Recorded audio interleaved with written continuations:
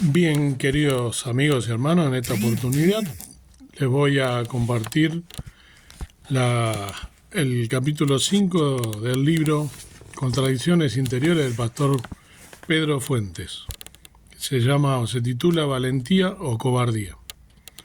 Ser valiente significa conocer el miedo, pero a pesar de ello, seguir adelante. Dan Rather. Hace algunos años conversé con un conferencista cristiano de reconocimiento internacional y me dejó sorprendido su sencillez y su preocupación para que la gente pudiera verlo como una persona normal. Hablamos de muchos asuntos y, en un momento, salió el tema de la imagen que las personas de las iglesias suelen tener de los predicadores y líderes que tienen cierta reputación. Cuando abordamos este asunto me contó una anécdota personal un tanto graciosa, pero muy interesante, que ilustra esta idea exagerada que tenemos de las personas que tienen alguna relevancia y fama en la obra de Dios.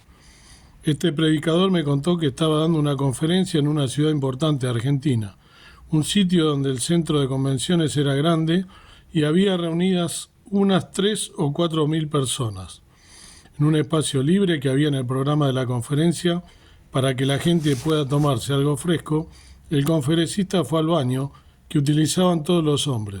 Allí lo identificó inmediatamente una persona con la que se cruzó al entrar y exclamó: «¿Usted en el baño?». El conferencista, sorprendido, preguntó: «¿A dónde quiere que vaya por esta necesidad?». Solemos deshumanizar a los famosos, entre comillas, olvidándonos que todos somos seres comunes y corrientes con las mismas necesidades básicas. Todos tenemos las mismas luchas, vivimos con los mismos anhelos, con las mismas frustraciones y con las mismas contradicciones interiores. El relato sagrado nos cuenta que la historia de las personas tal como son, nosotros somos los que las personas son como son, ¿sí? Nosotros somos los que deshumanizamos a los personajes bíblicos y hasta nos parece que ellos no tuvieron las contradicciones que nosotros enfrentamos. El escritor del Nuevo Testamento, hablando de uno de los profetas más resonantes de la historia, de Israel, nos recuerda que tenía las mismas pasiones que nosotros. Santiago 5:17. Elías fue un profeta del siglo IX a.C., profetizó al reino del norte en tiempos en que reinaba el rey Acab con la perversa Jezabel. Cuando el conocedor de la Biblia piensa en este profeta, inmediatamente imagina un hombre valiente, corajudo, contestatario y dispuesto a jugarse su pellejo por cumplir las indicaciones de Dios. Esta es la mitad de la verdad, porque esa imagen que tenemos del profeta es una parte de él. Elías pone en evidencia la lucha que sufrió en su interioridad. Él conocía las promesas de Dios para su siervo, pero sentía miedo de las amenazas de una mujer como Jezabel. Él creía lo que Dios decía en su palabra, pero ante circunstancias difíciles, una parte de su ser no quiso actuar en consecuencia. Elías fue valiente. Si tuviéramos que calificar a Elías, diríamos que es un hombre valiente. Entonces nos preguntamos, ¿qué es ser valiente? Podemos decir que ser valiente es estar dispuesto a enfrentar situaciones de peligro o de riesgo personal. Se dice que la valentía está asociada al valor. Una persona es valiente cuando actúa con decisión y firmeza, haciendo frente a sus miedos, inquietudes y dudas. Observamos que en varias ocasiones Elías muestra esta valentía. Por ejemplo, cuando se presenta al rey para anunciarle los 3 años de sequía, cuando desafió a los profetas de Baal para pedir por fuego que quemara el sacrificio, o cuando tomó a los 400 profetas y los mató personalmente. En todos estos actos mostró su tremenda valentía. En nuestra experiencia, parte de nuestro yo es valiente. Quizá no tanto como Elías, pero seguramente pudimos enfrentar situaciones difíciles y en ocasiones extremas. A veces, por defender la verdad, defender a algún ser querido, o por querer alcanzar algún objetivo en nuestra vida, estuvimos dispuestos a arriesgar nuestro prestigio o comodidad y seguramente nos fue bien.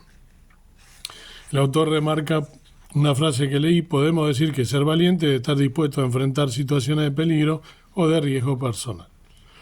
El Señor le pidió a su siervo Josué que fuera valiente para poder enfrentar los desafíos que implicaba su ministerio y liderazgo. Sé valiente y ten ánimo. Tú harás que este pueblo tome posesión del país que juré darle a sus padres. Sé valiente y ten ánimo. Trata de observar en todo su punto la ley que te dio mi servidor Moisés. No te apartes ni a la derecha ni a la izquierda y tendrás éxito por donde vayas. Josué 1, 6 y 7. En este párrafo 2 veces se menciona el pedido de Dios de ser valiente, porque el Señor sabe que nuestra cobardía suele aparecer para imponerse, haciendo que nuestra valentía desaparezca. Fue a través de un hombre valiente como Elías que Dios mostró su gran poder y el pueblo de Israel se volvió a su Señor. Elías fue cobarde. Cuando la batalla estaba ganada y cuando Dios ya le había mostrado a todo el pueblo quién era el verdadero Dios de Israel, la mujer de Acab, la perversa Jezabel, explotó en ira. Y Acab le contó a Jezabel todo lo que Elías había hecho y cómo había matado a espada a todos los profetas. Entonces Jezabel envió un mensajero a Elías diciendo: «Así me hagan los dioses y aún me añadan, si mañana a estas horas yo no he puesto tu vida como la vida de uno de ellos». Primera Reyes 19, 1 y 2. Elías, al enterarse de las amenazas de Jezabel, huyó despavorido a esconderse. El profeta nos sorprende, pero también nos sentimos identificados con él, porque en muchas ocasiones toda nuestra valentía se esfuma y cometemos actos de cobardía como el de Elías. Si tuviéramos que definir a alguien cobarde, diríamos que la persona cobarde es aquella que sabe lo que es correcto, pero aún así decide no hacerlo por miedo a sufrir las consecuencias. Aquí vemos valentía y cobardía en el mismo hombre. ¡Qué contradicción! No tuvo miedo, pero luego huyó. El miedo es un estado emocional, es una respuesta inconsciente, por lo tanto involuntaria, ante una situación de peligro, sea real o imaginaria. La psicología nos dice que el miedo es un mecanismo de defensa tanto psicológico como fisiológico que permite mantenerse alejado de un eventual peligro, asegurando así el estado de supervivencia de la persona.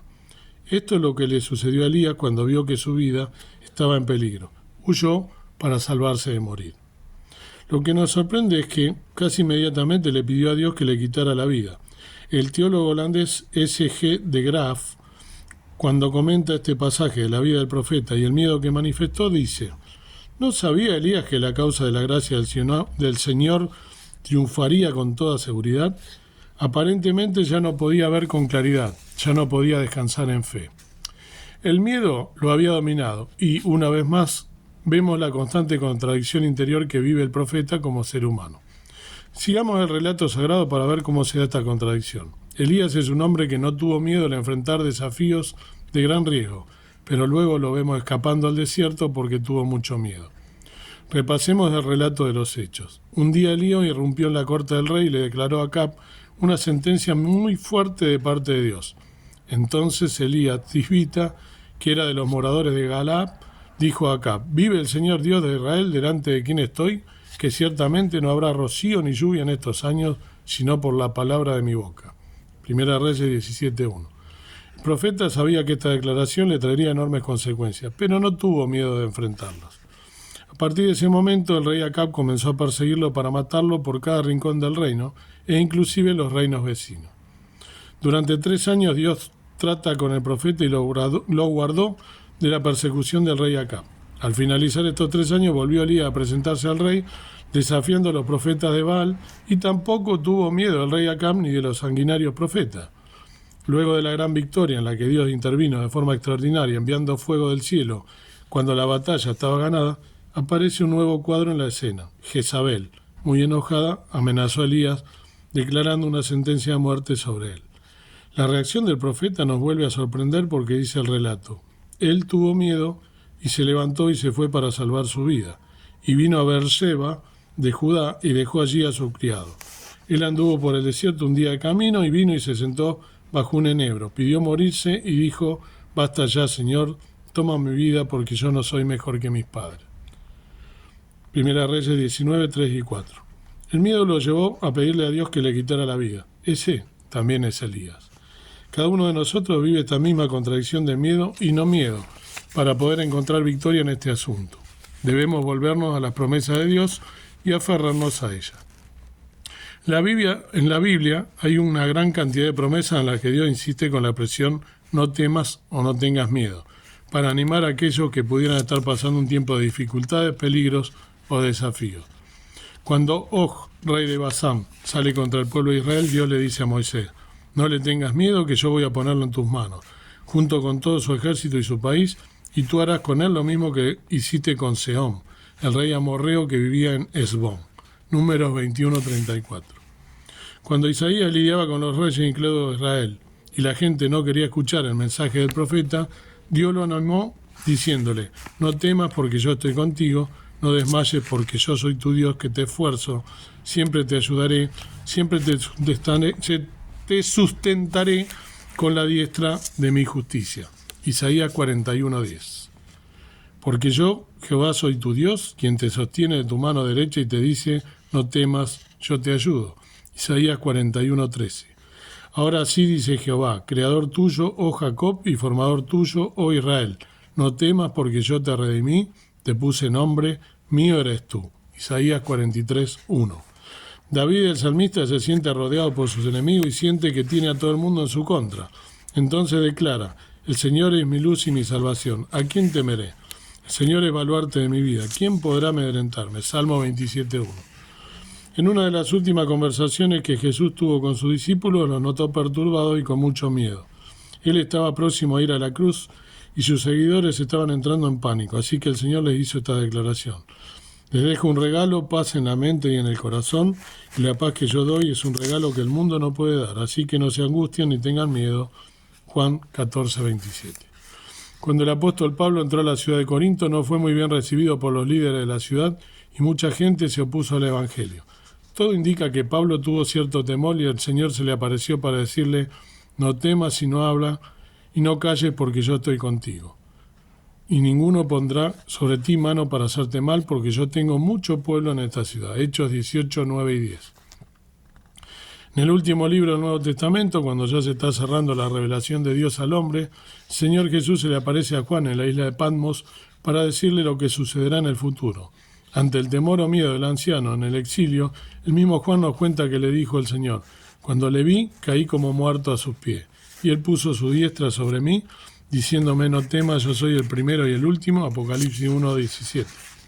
Cuando estemos llenos de miedo y nos parezca estar dominados por este sentimiento tan incómodo, podemos recordar estas y otras promesas más en las que el Señor nos dice: no tengas miedo, porque Él estará a nuestro lado.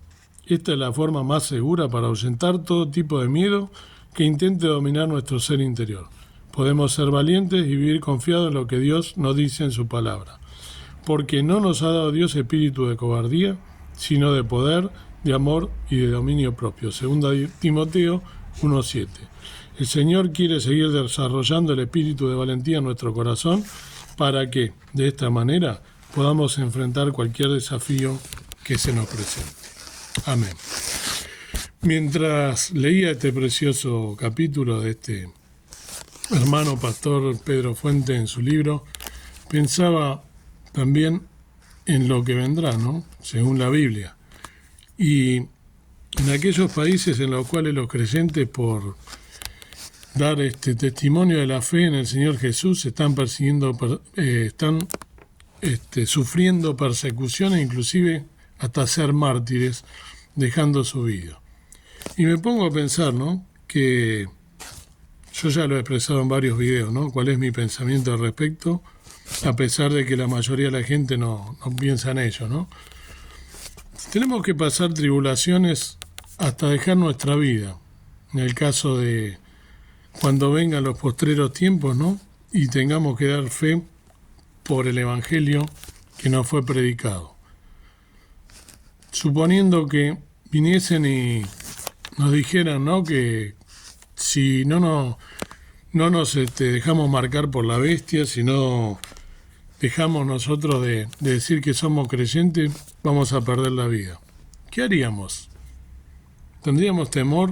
O sea, la parte cobarde de Elías, que expresó tanto en su mayoría de este capítulo este hermano, o por lo contrario, no claudicaríamos en nuestra fe, ni renegaríamos, ni estaríamos negando el Evangelio, y nos mantendríamos nosotros constantes en nuestra fe, sabiendo que no somos de este mundo, como dijo el Señor Jesús, sino que somos de la patria celestial, que somos peregrinos aquí, estamos de paso. Dios quiera que podamos pensar en estas cosas y estar sin claudicar en nuestra fe, sabiendo que el autor y consumador de la fe, el Señor Jesús, está con nosotros, pase lo que pase, y que estamos puestos en este mundo con un propósito de predicar el Evangelio a toda criatura y ser testigos de nuestra fe y de lo que el Señor Jesús hizo en la cruz del Calvario, muriendo por cada uno de nosotros.